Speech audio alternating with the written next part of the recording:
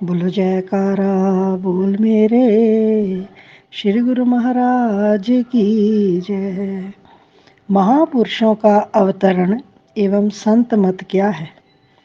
प्रत्येक युग के इतिहास पर दृष्टिपात करने से विदित होता है कि समय अनुसार महापुरुष, संत, अवतार, पीर, पैगंबर तथा ईश्वरीय विभूति कहलाने वाले उच्च कोटि के व्यक्तित्व अंधकारमय जगत को सुमार्ग दिखाने के लिए प्रकट हुआ करते हैं। वे संसार में विकृत होते हुए धर्म को पुनः नया जीवन प्रदान करते हैं। उनके जीवन का सर्वोत्तम लक्ष्य होता है जगत की कुप्रवृत्तियों तथा त्रुटियों को दूर करना, निष्प्राण तथा घायल मानवता में प्राण संचरित करना।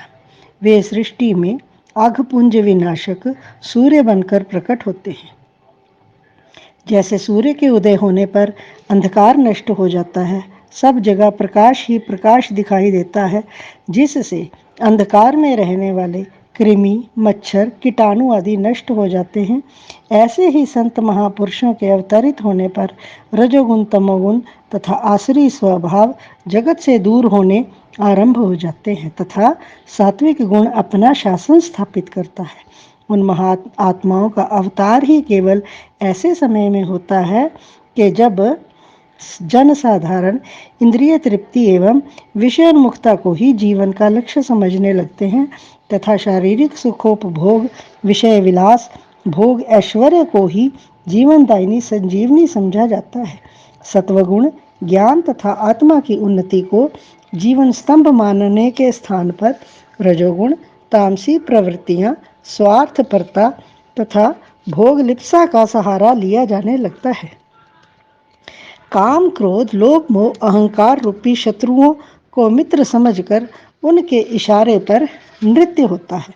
मन माया के अधीन होकर मानव दिन रात 24 घंटे माया प्राप्त करने में संलग्न हो जाता है। संसार बुराइयों, कुप्रवृत्तियों तथा रजोतमोगुण से घिरकर इन्हें जीवन का आदर्श मान लेता है। भाव ये है कि शारीरिक सुख भोगों के पीछे आत्मिक आनंद को बिल्कुल भुला देता है। तो ऐसे समय में बुराई, आसुरी प्रवृत्तियों तथा पापों का समूल नाश करके भलाई, सच्चाई तथा पुण्य का बीज बोने के लिए सत्व गुण का उज्जवल धवल प्रकाश फैलाने तथा जन साधारण के मध्य फैलते हुए भयंकर मानसिक रोगों का मूलोच्छेदन करके सृष्टि को मानसिक स्वास्थ्य तथा समृद्धि लाभ कराने हेतु ऐसे युग पुरुषों का अवतरण होता है। ये प्रकृति का अटल नियम है कि सृष्टिकर्ता परमपिता परमेश्वर ने इस धरती, आकाश तथा समस्त संसार को एक विशेष नियम में बांधा हुआ है। प्रकृति को हर क्षण निहारने से, इसके गूढ़ रहस्य विचारने से मालूम होता है कि सृष्टि की कोई भी वस्तु अनियमित नहीं। रात्रि के अंधकार को मिटाने के लिए युग युगांतरों से सूर्य उदय होता चला आया है। धधकती दोपहर की रश्मियों और कड़कती धूप को शांत करने के लिए मंद मंद पवन प्रकाश तथा तिमिर को अंतः स्थल में छुपाए शीतलदायिनी संध्या वेला आती है। गर्मी से झुलसे आतुर मनुष्यों, पशु पक्षियों, स्वल्प सलीला नदियों तथा वनस्पतियों के लिए वर्षा ऋतु मेघ गर्जन के साथ पदार्पण करती है। शिशिर के अनंतर ऋतुराज वसंत आकर प्रकृति के प्रांगण को सरसा देता है।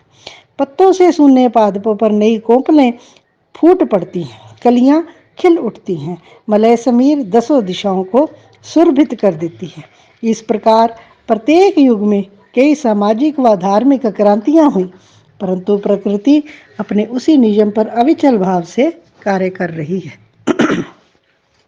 इतिहास साक्षी है कि जब जब मानव मायाविष्ठा का कीट दास बना, तृष्णा लोभ की ज्वाला में झुलसा, माया के आवरण से इसने आत्मज्ञान को भुला दिया, सत्य, धर्म, पुण्य, भक्ति तथा ज्ञान का विनाश हुआ, तब तब युग परिस्थिति के अनुसार उन परिस्थितियों का सुधार करने हेतु महापुरुषों ने अवतार धारण किया।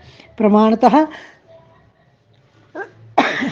परम संत श्री कबीर साहेब जी, श्री गुरु नानक देव जी, संत पलटू दास जी, संत दद्दू दयाल जी, संत सैजोबाई जी, संत दयाबाई जी तथा अन्य अन्य दिव्य विभूतियां भक्ति एवं अध्यात्म ज्ञान से अनुप्राणित होकर समय अनुसार प्रकट हुई और उन्होंने जगत को प्रेम, भक्ति, त्याग, वैराग्य, आत्म ज्ञान एवं भजनाभ्यास संबंधी उपदेशों से आत्म साक्षात्कार का पथ दर्शाकर मृत प्राय सृष्टि में नवजीवन का संचार किया है। श्रीमद् भगवत गीता में भगवान श्री कृष्ण चंद्र जी महाराज कथन करते हैं कि यदा यदा ही धर्मस्य ग्लानिर्भवति भारतः अभ्युत्थानं धर्मस्य तदात्मानं सृजाम्यहम् परित्राणाय साधूनां विनाशाय च दुष्कृतां धर्म संस्थापनार्थाय संभवामि युगे युगे।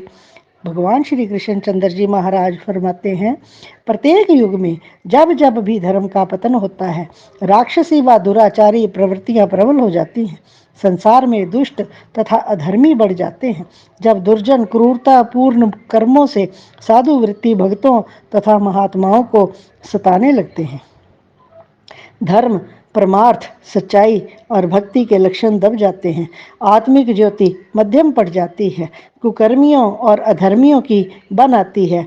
ऐसा संकट का दुखदायी समय देखकर धर्म, सत्य तथा ज्ञान की ध्वजा फहराने के लिए तथा तत्कालीन अनाचारमयी परिस्थिति को बदलने के लिए स्वयं मैं मानव शरीर धारण करके आया करता हूँ। श्री रामचरितमानस में भी इसी कथन की पुष्टि इस प्रकार से हुई है। जब जब होए धर्म कै हानि, बाढ़ही असुर अधम अभिमानी, करही अनीति जाय नहीं बरनी, सीदही विप्रधेनु सुर धरनी, तब तब धर प्रभु विविध शरीरा, हरहि कृपा निधि सज्जन पीरा। शिव जी पार्वती जी से अवतरण के विषय में कहते हैं कि यह पार्वती भगवान भक्तिरत जीवों की रक्षा के लिए समयानुसार अवतार धारण करते हैं। जैसे भक्त प्रहलाद के परित्राण के लिए भगवान विष्णु को नरसिंह रूप में प्रकट होना पड़ा और भक्त सैन के लिए नाई रूप धारण करके आ गए, इस प्रकार परमात्मा हर युग में, हर देश में, हर जाति में धर्मनिष्ठ महापुरुष बनकर अवतार धारण करते हैं, कभी निमित्त रूप में तो कभी नित्य रूप में। निमित्त अवतार संपूर्ण बल पौरुष से संपन्न होकर विशेष युग में नव परिवर्तन लाने के लिए ही अभिदित होते हैं। नित्य अवतार होते हैं संत महापुरुष, पूर्ण सतगुरु, जो सदा काल माया के पंजे में आए हुए जीवों को चिताने, दुखी जीवों को सुख रूप बनाने, स्वार्थ में जीवन बिताते हुए संसार को परमार्थ तथा परोपकार में लगाने, ज्ञान विज्ञान की मंद पड़ती हुई ज्योति को पुनः जगाने, आत्म स्वरूप की पहचान कराने, सबके जीवन को मंगल में कल्याण रूप तथा बंधन मुक्त कराने के लिए प्रकट होते हैं। सतपुरुष स्वयं ब्रह्म स्वरूप होते हैं, इनमें तथा परमात्मा में कोई भेद नहीं होता। फकीरों का कौल है, हर के खाहद हम नशीनी बाखुदा, गो नशी अंदर हजूरे औलिया। जो कोई परमात्मा के समीप बैठने का इच्छुक है, वे संतों महापुरुषों की हजूरी में जाकर बैठे, क्योंकि उन महापुरुषों की हजूरी ही परमात्मा की हजूरी है, उनकी पावन संगत ही उनकी समीपता है। वे परमात्मा रूप संत रूप में धर्म तथा सत्य ज्ञान के अग्रदूत सोई मानवता को जीवन के लक्ष्य का संदेश देने आते हैं। संतों का वचन है, आग लगी आकाश में झरझर परते अंगार, संत न होते जगत में जर जाता संसार। भाव यह के संसार काम क्रोध लोभ मोह की अग्नि में दिन रात 24 घंटे जल रहा है। यदि संत महापुरुष ज्ञान रूपी अमृत न बरसाते तो ये संसार राग द्वेष ईर्षा आदि की अग्नि में झुलस जाता। यूं तो प्रत्येक देश में समयानुसार ऐसे महापुरुषों का अवतरण होता ही रहता है, परंतु भारतवर्ष को ये विशेष गौरव प्राप्त है। इस देश में सतपुरुषों के आविर्भाव की परंपरा शताब्दियों पुरानी है। परम पुरातन काल से ही हमारा भारत आत्मज्ञान तथा भक्ति का बृहद स्रोत रहा है। इसी पवित्र भूमि पर ही वेद शास्त्रों के रचयिता दिव्य ज्ञान का प्रकाश फैलाने वाले ऋषियों ने जन्म लिया। संत महात्मा, ज्ञानी, योगी, सिद्ध साधक तथा भक्त जनों ने अवतार धारण कर ज्ञान भक्ति की गंगा बहाई तो इसी धरा पर प्रकट होकर श्री कृष्णचंद्र जी महाराज, श्री रामचंद्र जी महाराज, महर्षि गौतम, श्री वेदव्यास जी तथा ब्रह्म ऋषि वशिष्ठ जी ने इसी भारत भूमि पर जन्म लेकर भक्ति के अनुपम रहस्य बताकर इसे गौरवान्वित किया। ऊपर जिन महान व्यक्तियों तथा संत महापुरुषों के नामों का उल्लेख हुआ है वे सब भारत में ही विभिन्न युगों में प्रकट हुए। सत्ययुग, त्रेता, द्वापर तथा पुरातन कलयुग इस अमर सत्य के साक्षी हैं। आत्मज्ञान तथा भक्ति संपदा का बृहद भंडार होने के कारण समस्त संसार यहीं से ज्ञान लाभ करता रहा है। जैसा कि निम्न श्लोक से स्पष्ट है, एतद् देश प्रसूतस्य सकाशादग्रज जन्मनः स्वं स्वं चरित्रं शिक्षेरन् पृथ्वीव्या सर्वमानवः। पृथ्वी के समस्त मानव प्राणी इस देश के पूर्वजों, विद्वानों तथा आचार्यों से लाभान्वित होकर अपने अपने चरित्रों का निर्माण किया करते थे। इस दृष्टि से यदि भारतवर्ष को संपूर्ण जगत का गुरु अथवा पथ प्रदर्शक कहा जाए तो अनुचित ना होगा। आज के वैज्ञानिक युग में सभी विज्ञान द्वारा अन्वेषित सुख साधनों का श्रेय वेदों को ही है। वेदों में जहाँ ज्ञान विज्ञान आत्म परमात्म साधन योग का रहस्य दिया है, वहाँ प्रकृति पर विजय पाने के अनुपम उल्लेख अथर्व वेद में दिया गया है। जगत के तथाकथित सुधारकों अथवा संत महापुरुषों के नाम तथा रूप चाहे भिन्न रहे हों, किंतु ध्येय सबका एक ही रहा है, जैसा कि ऊपर वर्णन हुआ है। जन साधारण में आत्म विद्या, भक्ति और ज्ञान का प्रचार करके जगत की दुर्दशा को सुधारना, शुद्ध शब्द योग साधना से आत्मिक उन्नति करवाना, परमार्थ पथ दर्शाना, इस पवित्र तथा महान उद्देश्य को प्रचलित भाषा में संत मत कहा जाता है। संत मत रूहानियत तथा भक्ति का साधन है।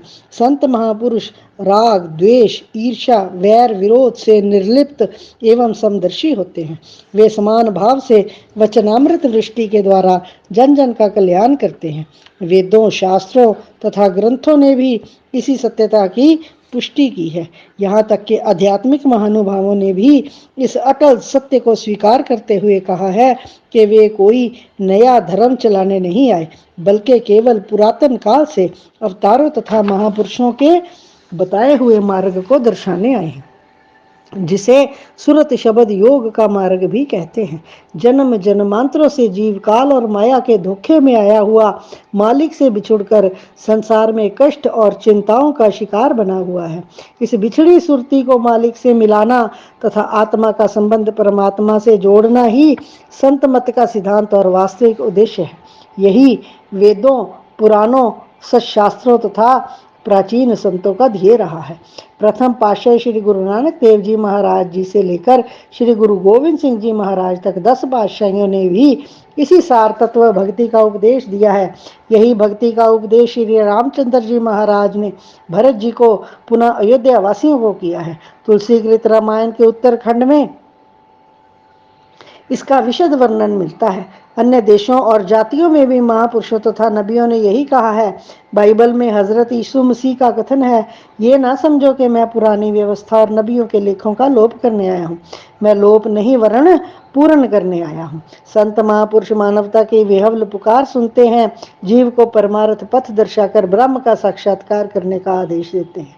वे सुरत शब्द योग के द्वारा ब्रह्म साक्षात्कार करने के आदर्श को स्थापित करते हैं। इनके मौलिक सिद्धांत एक हैं। सभी अवतारों, संत महापुरुषों और दरवेशों ने इन्हीं सिद्धांतों को मान्यता दी है। इस दृष्टि से सभी संत महापुरुषों और दरवेशों का ध्येय एक ही है तथा वे वस्तुतः एक ही रूप है। रूप तथा नामों के भिन्न भेदों से उनके ध्येय और सिद्धांतों में कोई विषमता उत्पन्न नहीं होती। भगवान श्री कृष्णचंद्र जी महाराज ने योग के विषय में अनादिकाल से चले आ रहे इस उपदेश को गीता में स्वयं श्रीमुख से दोहराया है कि इमं विवस्वते योगम प्रोक्त वान हम व्ययम विवस्वान मनवे प्राह मनुरिक्ष वाक वे ब्रवीत एवं परंपरा प्राप्त में राजर्षो विदुः सा काले ने महता योगो नष्ट परंतपः। हे अर्जुन, जो उपदेश मैंने तुम्हें दिया है ये वस्तुतः पुरातन काल से चला आ रहा है। पहले ये अमर सत्य मैंने सूर्य के प्रति कहा। सूर्य ने अपने पुत्र मनु तथा मनु ने इक्ष्वाकु को दिया। इस प्रकार ये परंपरा से प्राप्त हुए इस योग को राजर्षियों ने जाना। परंतु हे अर्जुन, वह योग बहुत काल से इस पृथ्वी लोक में विलुप्त हो गया था। श्री व्यास देव जी, सुखदेव जी तथा अन्य अन्य ऋषि मुनि जन भी इसी मार्ग से गुजरे हैं। इसी प्रकार अद्वैत रूप से ये ज्ञान अमृत की पावन धारा पुरातन काल से बहती चली आ रही है और बहती रहेगी। इसी सिद्धांत और ध्येय को लेकर पीड़ित मानवता के विहवल करुण पुकार सुनकर परिस्थिति व देश काल के अनुसार श्री श्री 108 श्री परमहंस दयाल जी श्री स्वामी अद्वैतानंद जी महाराज ने अवतार धारण करके जन जन को नाम का अमृत पिलाया तथा वेदना से समस्त संसार को विमुक्त किया और इस धरती के भाग्य जगाए।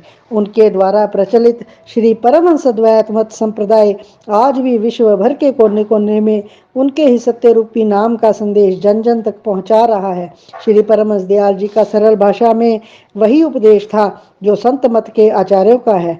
इस प्रकार संत मत परंपरा के श्री वचनानुसार सतगुरुदेव दयाल जी ने जन जन को लाभान्वित किया तथा उन्हीं के श्री वचनानुसार उस उदात्त परंपरा को अग्रसर किया जा रहा है। बोल जयकारा बोल मेरे श्री गुरु महाराज की जय।